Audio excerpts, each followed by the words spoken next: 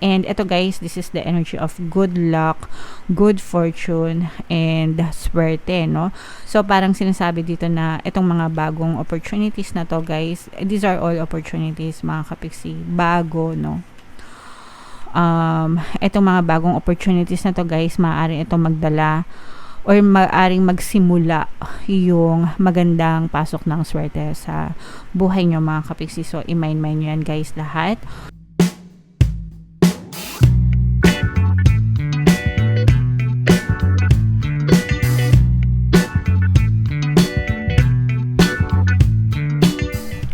Hello guys, hello Libra, welcome back to Pinoy Pixie Tarot.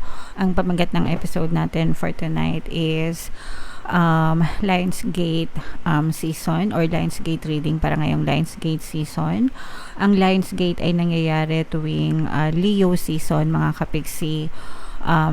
Kapag ka nag-align yung Earth, yung Sirius at saka yung Orion sa constellation, they create a potent energy, they create a portal or gateway guys, and naglalabas ito ng very potent energy for manifestation, spiritual healing at saka transformation guys. Okay, so ang reading na to ay para sa period na yan. Ang duration na to guys is from July 26 to August 12 mga kapiksi.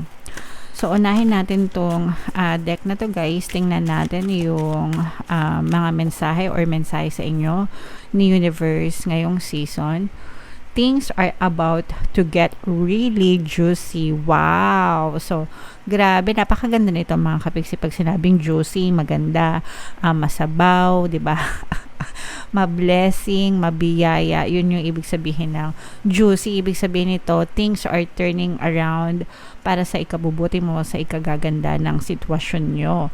So, you just have to wait, mga kapiksi. Be patient, be consistent with your manifestations, and magiging maganda talaga yung turnaround ng buhay sa inyo, guys. Tingnan natin tong mensahe para sa inyo.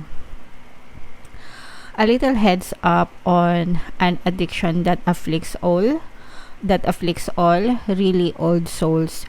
Giving love eventually becomes an even greater need than receiving love. See? You're not strange. Love the universe. So, ito mga kapiksi, no, sabi nga, pakinggan nyo guys giving love eventually becomes an even greater need than receiving love. So, it's better to give than to receive, sabi nga guys, no. Kasi kapag ka nag-give tayo sa mga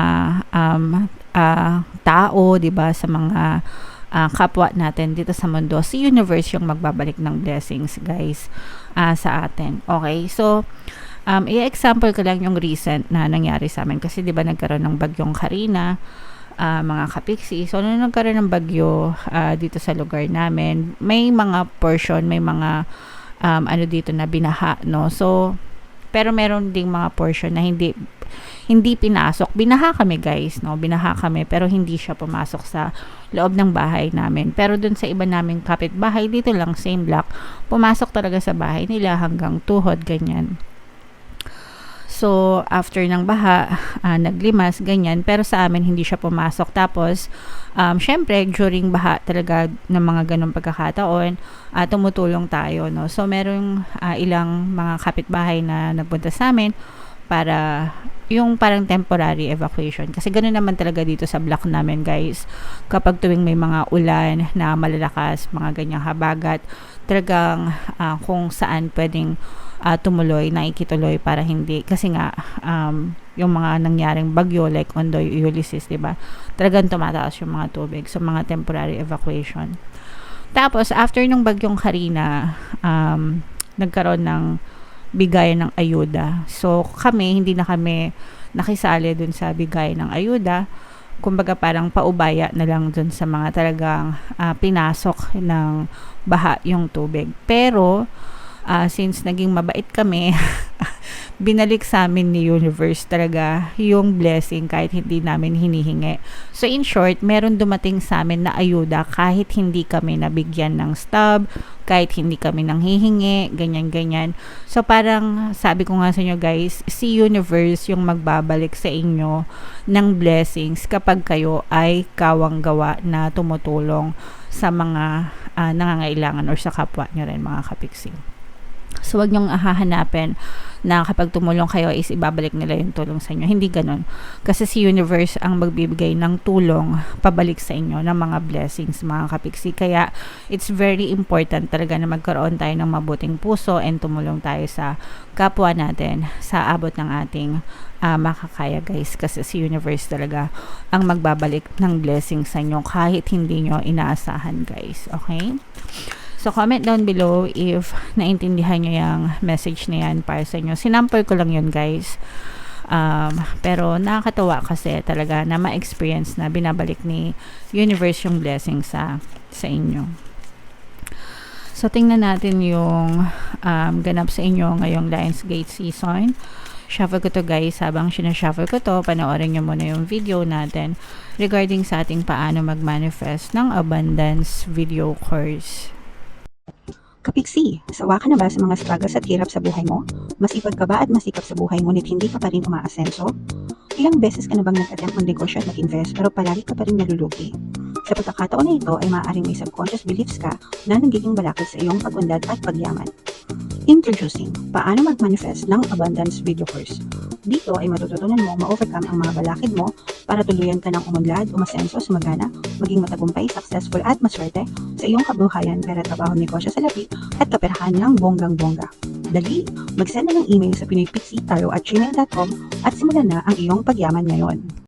Alright, so sa lahat ng gusto mag-avail ng course, guys, maganda yung promo natin until August 31. Magbibigay ako ng free 3-in-1 pampaswerte, subliminal, pampaswerte sa life, sa love life, at saka sa pera, mga kapiksi. So, i-avail nyo na, worth 1,500. Freebie pa lang yan, guys. So, sobrang ganda, mga kapiksi.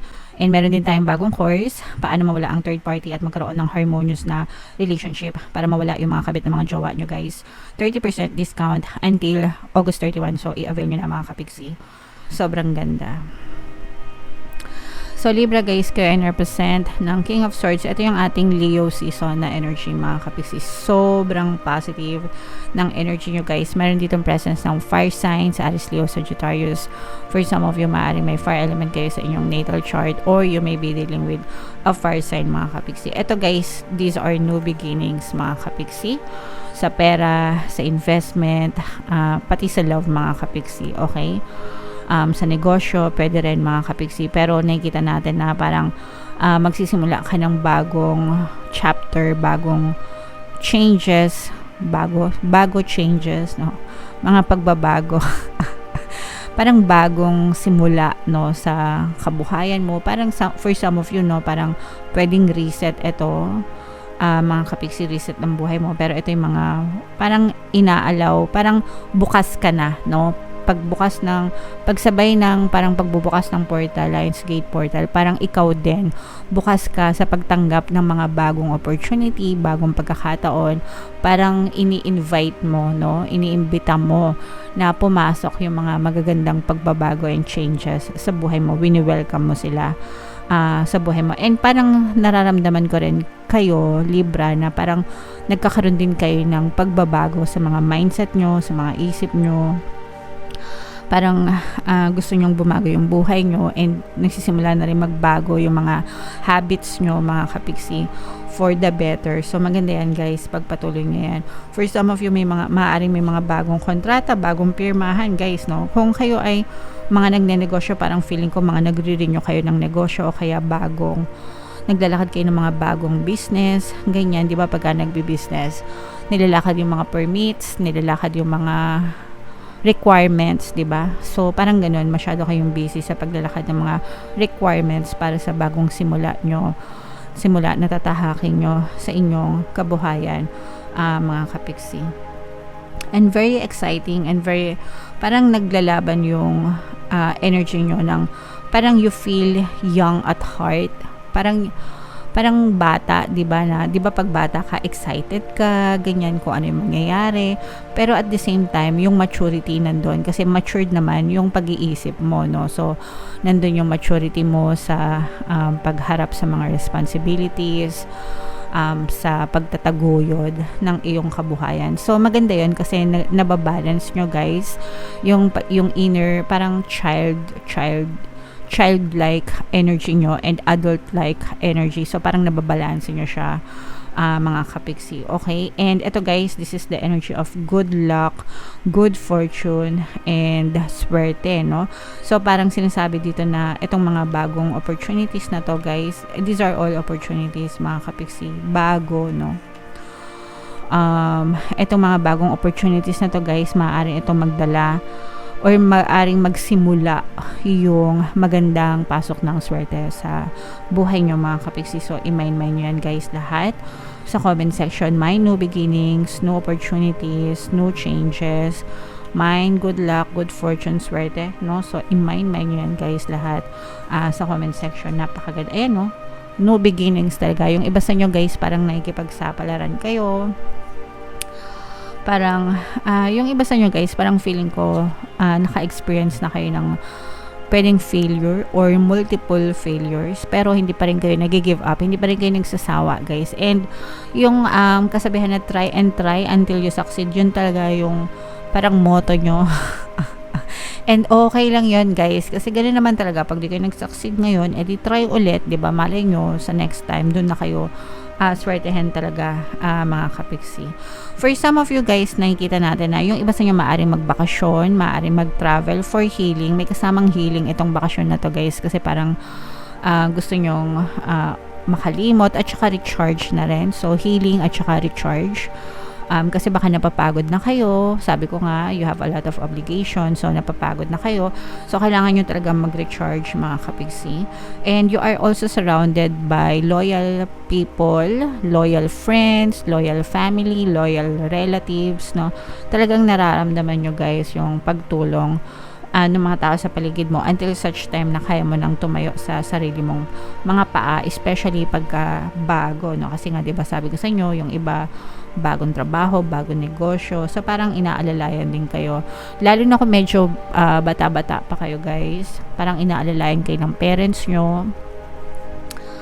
Hanggang sa, ayan o, these are changes. Hanggang sa tuluyan na talaga kayong makabangon, mga kapiksi. So, yung parang feeling na, imagine niyo guys, yung parang feeling na, yung iba sa inyo parang feeling ko nagko-quantum jump kayo. Parang pumapasok kayo sa ibang dimension ng buhay nyo, sa ibang level, ganyan.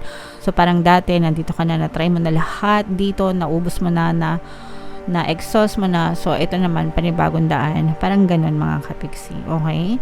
So, talagang major change, mga kapiksi. Yung iba sa inyo guys, parang you're on the verge of giving up, no? Parang konti na lang talaga, pasuko na yung iba sa inyo. Konti na lang, iiyak na kayo. Konti na lang, mag-give up na kayo. Pero parang iniipon nyo yung natitira nyong lakas, yung natitira nyong hope at pag-asa para bumangon ulit. And guys, no, wag na wag kayo mag-give up talaga.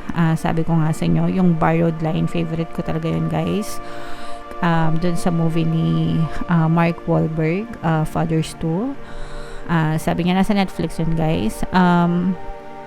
God has never given up on you, so don't you ever give up on yourself, mga kapiksi. So, wag na wag kayo mag-give up sa sarili nyo guys. Habang may buhay, may pag-asa. Okay?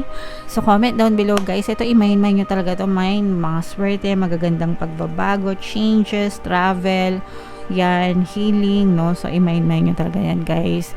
Para sa inyo talaga yan. And pakinggan nyo yung mga pampaswerte, subliminals natin dito sa ating channel.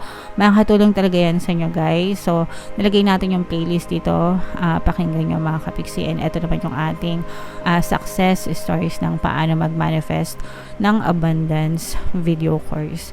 Click here to subscribe guys, and click here to join our membership program. Thank you for liking, sharing, and subscribing, and see you again next time.